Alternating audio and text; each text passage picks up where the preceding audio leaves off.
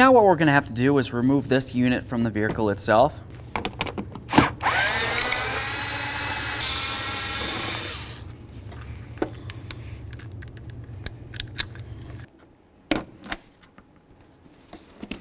ahead and lift this up, and we'll carefully set this aside.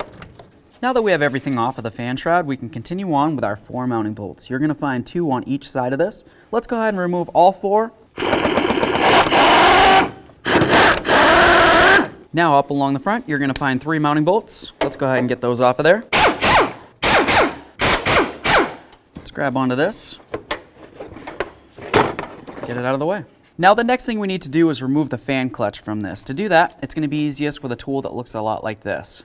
Essentially what I want to do with this is just get it on the nut side of this, which is the back side, and then I'm going to turn this counterclockwise to break it free.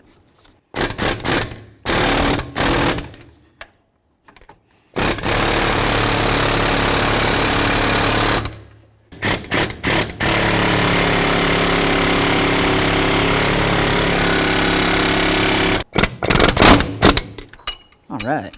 Let's go ahead and spin this off of here. When you're removing your fan, you want to be very careful not to let it drop down and damage your radiator cooling fins here. If it comes down and peens these over, you're going to have a restriction of airflow, which could cause an overheating condition if it's bad enough.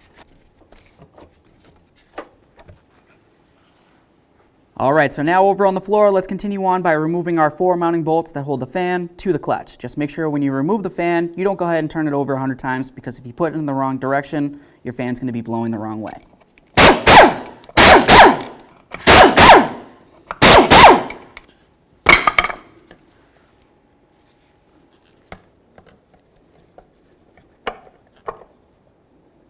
Go ahead and put our lock washers right onto our mounting bolts.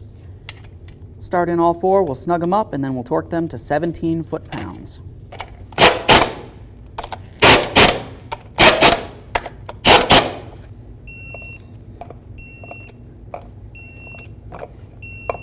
Now it's going to be time to get this fan clutch on here. Line it up, turn it clockwise. All right, we've got this started. Let's go ahead and bottom it out, and then we'll snug it up.